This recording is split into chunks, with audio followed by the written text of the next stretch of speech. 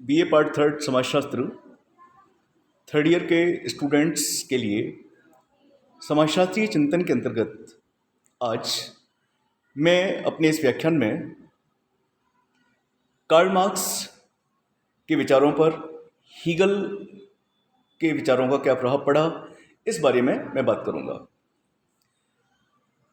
जब हम Karl Marx को पढ़ते हैं, उनके सिद्धांतों को पढ़ते हैं, तो ये बात सामने आती है कि कार्ल मार्क्स के व्यक्तित्व पर, उनके विचारों पर अनेकों विचारकों का प्रभाव था। लेकिन सबसे ज़्यादा जिस विचारक का प्रभाव कार्ल मार्क्स के ऊपर था, उनका नाम हीगल था। यही बात है कि हीगल को कुछ लोग कार्ल मार्क्स का गुरु भी कहते हैं, क्योंकि हीगल के बहुत सारे विचार ऐसे हैं जिन्होंने कार्ल मार्क्स को प्रभावित किया, और कार्ल मार्क्स के ऐसे बहुत सारे विचार हैं जिनको आपने हीगल से लिया। वैसे भी ये सच है कि प्रत्येक विद्वान अपने समय की सामाजिक, आर्थिक, राजनीतिक आदि परिस्थितियों से प्रभावित होता है, प्रेरित होता है। ये परिस्थितियाँ ही किसी व्यक्ति को विचारों के क्षेत्र में आगे बढ़ाती हैं या उसके विचारों को एक दिशा प्रदान करती हैं, और ये बात कार्ल मार्क्स पर भी लागू होती है। मार्क्स का युग भौतिक और तकनीकी उपलब्धियों का युग था। यूरोप में धर्म का प्रभाव घट रहा था, विज्ञान का प्रभाव बढ़ रहा था, उद्योगों का विस्तार हो रहा था, मशीनों का प्रादुर्भाव हो रहा था, मजदूर और मालिकों के दो वर्ग बन गए थे। ये सारी चीज़ें कार्ल मार्क्स ने अपने समकालीन समाज में देखी, और निश्चित रूप से इन सभी घटनाओं का, इन सभी परिस्थितियों का कहीं न कहीं कार्ल मार्क्स पर प्रभाव पड़ा, जिसे हम उनके विचारों में देख सकते हैं। पूंजीवादी उत्पादन प्रणाली के कारण मजदूरों पर संकट आ गया था। मजदूर आंदोलन होने लगे थे। पूंजीपति और मजदूरों के बीच झगड़े चरम पर थे। हड़ताल, तालाबंदी, ये सब चीज़ें बड़ी सामान्य बातें थीं। मजदूरों को अपने हितों की रक्षा के लिए एकजुट होकर संगठन बनाने की आवश्यकता का अनुभव किया जाने लगा था, क्योंकि मजदूर पूंजीपतियों के अंडर में काम करते समय अपने आप को असुरक्षित महसूस कर रहे थे। आवश्यकता इस बात की थी कि सभी मजदूरों का एक संगठन हो और सारे मजदूर संगठित होकर पूंजीपतियों के विरुद्ध जाकर अपने हितों की सुरक्षा के लिए मांग करें। तो मजदूरों को हितों की रक्षा के लिए एकजुट होना बहुत ज़्यादा आवश्यक था। ऐसे संकट के समय अनेक व्यावहारिक समाजवादी दृष्टिगोचर हुए, जिनमें मार्क्स और एंजल्स प्रमुख थे। इनसे पूर्व के विचारकों ने पूंजीवाद की बुराइयों को बताया और उनको दूर करने के उपाय सुझाए थे, किंतु मार्क्स और एंजल्स ने पूंजीवादी व्यवस्था के संकटों को करीब से देखा था, अनुभव किया था, और इसलिए उन्होंने पूंजीवादी व्यवस्था में सुधार की अपेक्षा समाजवादी उत्पादन प्रणाली की स्थापना करने पर जोर दिया था। मार्क्स ने क्रांतिकारियों को सत्ताधारियों के द्वारा दी जाने वाली प्रताड़नाओं और यंत्रणाओं को देखा था। समाजवादी विचारों के कारण उन्हें किस प्रकार स्थान स्थान से निष्कासित किया गया था। वैज्ञानिक साम्यवाद इन्हीं परिस्थितियों की देन है।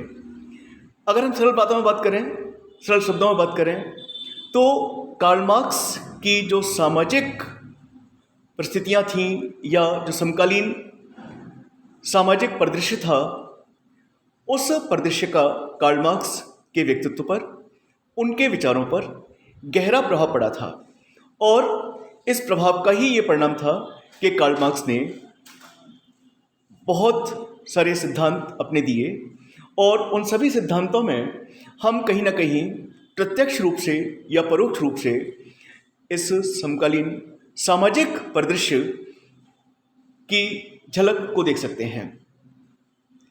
हीगल के दर्शन का कार्ल मार्क्स पर विशेष रूप से प्रभाव था। देखें, हम लोग उस पर थोड़ी बात करते हैं। इस बात में कोई संदेह नहीं है कि मार्क्स मौलिक रूप से हीगल के विचारों से प्रभावित थे। हीगल एक आइडियलिस्ट, आदर्शवादी थे। बुद्धिमान थे, इतिहास के विकास के सैद्धांतिक अध्ययन से संबंधित थे। मार्क्स हीगल के दर्शन के प्रति ऋणी है, क्योंकि अगर हम उनका द्वंद्वात्मक भौतिकवाद का सिद्धांत देखें तो निश्चित रूप से वो हीगल के विचारों से कहीं ना कहीं प्रभावित है। ये बात एक अलग है, जैसा कि कार्ल मार्क्स ने खुद भी स्टेटमेंट दिया है कि मैंने हीगल के द्वंद्ववाद को सिर के बल खड़े हुए पाया, मैंने अपने प्रयासों से इसे पैरों के बल खड़ी किया। कहने का तात्पर्य है कि कार्ल मार्क्स ये मानते हैं कि जो उनका द्वंद्ववाद का सिद्धांत था वो उल्टा था और कार्ल मार्क्स ने इसको सीधा किया। ये बातें अलग हैं, लेकिन इन बातों से अलग हट करके हम देखें तो कार्ल मार्क्स हीगल के दर्शन से, हीगल के विचारों से बहुत ज़्यादा प्रभावित थे। मार्क्स हीगल के दर्शन के प्रति ऋणी रहे जीवन भर। मार्क्स को हीगल का सीधा उत्तराधिकारी माना जा सकता है, किंतु हीगल के अनुभविक प्रभाव के अतिरिक्त मार्क्स ने अपने स्वयं के व्यवहारिक विचारों को भी विकसित किया जो ठोस तत्वों पर आधारित थे। मार्क्स फ्रांस से जर्मनी गए, वहाँ से इंग्लैंड गए और इस प्रकार अनेक देशों के समाजों के अध्ययन करने का उन्हें अवसर मिला। अपने अनुभविक कार्यों के प्रभाव के कारण उन्होंने हीगल की ऐतिहासिक प्रक्रिया के बौद्धिक उपागम के प्रभाव को संशोधित किया, उसमें कुछ परिवर्तन किया, जिसमें उन्होंने सामाजिक, आर्थिक और राजनीतिक परिस्थितियों को भी सम्मिलित किया। मार्क्स का दर्शन हीगल की दार्शनिक व्यवस्था से अलग लगता है जब उनका अनुभविक उपागम तार्किक जगत से बाहर आता है। फिर भी मार्क्स आंशिक रूप से द्वंद्वात्मक प्रक्रिया की गत्यात्मक विशेषता को बनाए रखते हैं। हीगल और मार्क्स दोनों ही मानव के विकास को एक प्रक्रिया के रूप में अपने विश्लेषण में अभिव्यक्त करते हैं। हीगल के अनुसार प्रत्येक अवस्था पूर्व की अवस्था से अधिक विकसित होती है। इस प्रकार से विभिन्न अवस्थाओं को एक दूसरे से जोड़कर अवलोकन करते हैं, जबकि मार्क्स प्रत्येक अवस्था को पूर्व की अवस्थाओं के परिणाम के रूप में देखते हैं, किंतु उसकी प्रकृति विरोधी होती है, ऐसा मार्क्स का मानना है। और इन दोनों के विचारों में ये प्रमुख अंतर मिलता है।